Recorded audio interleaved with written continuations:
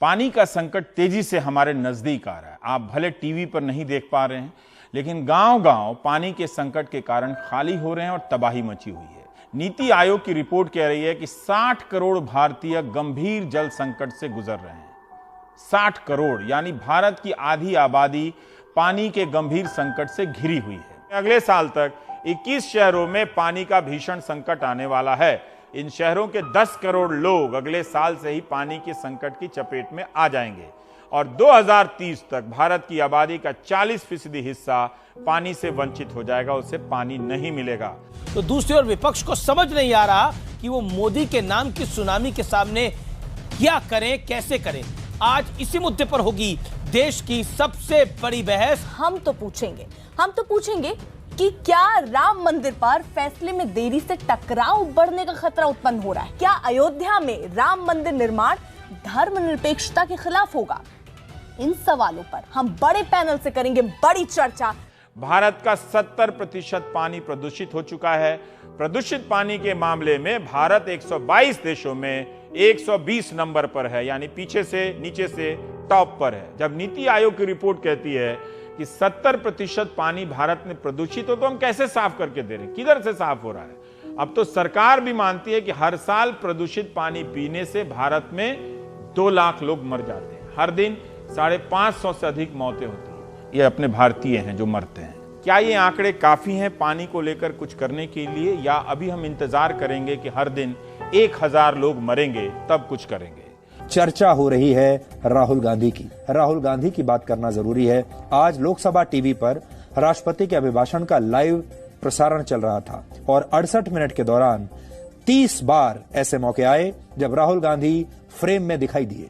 जब हमने उनके हर फ्रेम का बारीकी से अध्ययन किया तो हमें पता चला कि 10 मौकों पर राहुल गांधी अपने फोन में व्यस्त थे, मोबाइल में व्यस्त थे। मतलब आगे की सीट पर थे, लेकिन हरकतें बैक बेंचर्स वाली थी। कभी मोबाइल पर लगे हुए हैं, बातचीत कर रहे हैं, फोटो खींच रहे हैं। राहुल गांधी के इस मोबाइल प्यार की वजह से एक बार फिर कांग्रेस पार्टी के सामने शर्मनाक स्थिति आ गई है। राहुल ने नहीं बजाई ताली, सोनिया ने भी राहुल को ताली बजाने के लिए कहा।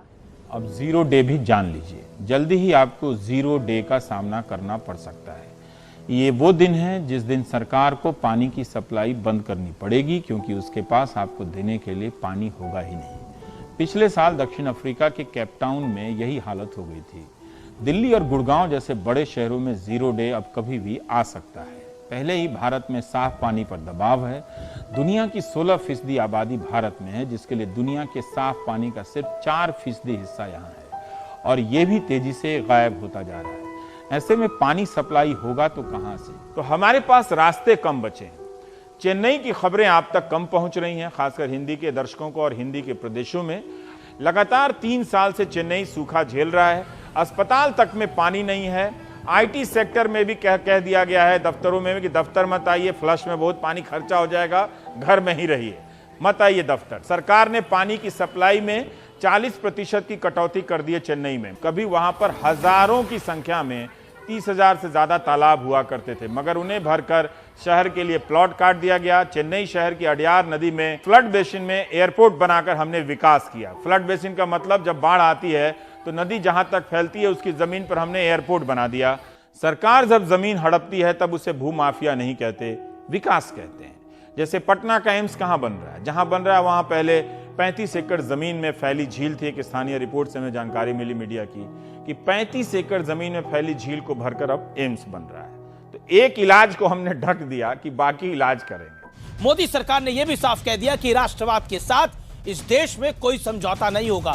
साथ ही ट्रिपल तलाक और हलाला जैसे मुद्दे नई सरकार में भी मुखर तौर पर उठाए जाते रहेंगे। ये तो साफ हो गया है कि मोदी सरकार के दूसरे कार्यकाल में ट्रिपल तलाक के खिलाफ कानून बनाना सरकार की प्राथमिकता है, प्रायोरिटी है। मोदी सरकार 2 अपने प्लान मुसलमान पर पूरे जोर शोर से काम कर रही है। 3 तलाक पर फिर से बिल पेश करने की तैयारी है। आज का मुद्दा है ट्रिपल तलाक का बिल, जो तीसरी बार लोकसभा में पेश किया है नरेंद्र मोदी की सरकार ने। लेकिन क्या पिछली 2 बार की तरह ही हश्र इस बार भी इस बिल का होने जा रहा है, या इस बार कोई रणनीति है, कोई स्कीम है जिसके तहत यह बिल कानून की शक्ल अख्तियार कर पाएगा? और अगर आप 3 तलाक पर बहस देखना चाहते हैं तो पिछले 5 साल में कम से कम 400 बहस हुई होगी टीवी चैनलों में और हजारों लेख छपे होंगे, वो पढ़ लीजिए, आपका समय बचेगा। इसलिए पानी पर ध्यान दीजिए, कोई धोखे में ना रहे कि इस मामले में जागरूकता की कमी है। कई राज्य ऐसे हैं जहां साफ पानी यानी पीने का पानी 5% से भी कम है। बिहार इसमें से एक है। बिहार में पीने का पानी मात्र 5% बचा है। इस तरह की रिपोर्ट कई साल से हमारे सामने आ रही है, मीडिया में आती है और हम लोग भूल जाते हैं। नमस्कार, ताल ठोक के स्पेशल एडिशन में आपके साथ मैं अदिति त्यागी हूँ। तो आज आपने योग दिवस पर कौन कौन से योग किए? मेरा पर्सनल फेवरेट वज्रासन। आपने अपने परिवार के सदस्यों में कौन कौन सा आसन करवाया है उनसे? ये भी मेरा आपसे सवाल है। क्या आज आपने विपक्ष के नेताओं की योग करते हुए कोई तस्वीर देखी? बात बात पर सेल्फी लेकर ट्वीट करने वाले विपक्ष के नेता, मैं सोच रही हूँ आज दिन भर कहाँ गायब रहे। लंबी गहरी सांस लेते रहिए, आज योग दिवस है, कुछ होने वाला नहीं है। अब यही हो सकता है कि अभी भी जिन लोगों को लगता है कि पानी को लेकर जागरूकता की कमी है, वो बस इंटरनेट पर जल संकट लिखें, वाटर क्राइसिस। हजारों लेख मिलेंगे और जितना हमने दिखाया उससे कई गुना, सैकड़ों गुना अच्छे लेख बेहतरीन संवाददाताओं ने, एक्सपर्ट ने लिखा है। उसे आप पढ़िए, फिर से जागरूक हो जाइए और फिर बताइए कि जागरूक होने के बाद अब आप क्या करना चाहते हैं।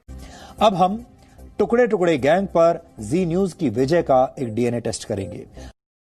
तो शांति से जरा थोड़ी देर बैठिए और सोचिए, अगर हम करें तो करें क्या, बोले तो बोले क्या। वाह मोदी जी, वाह वाह वाह। बस सिंपल बात है जी, मुश्किल काम नहीं है। लेकिन टेंशन मत लीजिए, जब तक व्हाट्सएप में गुड मॉर्निंग भेजने की सुविधा है तब तक आपको कुछ नहीं होगा, मैं गारंटी देता हूं।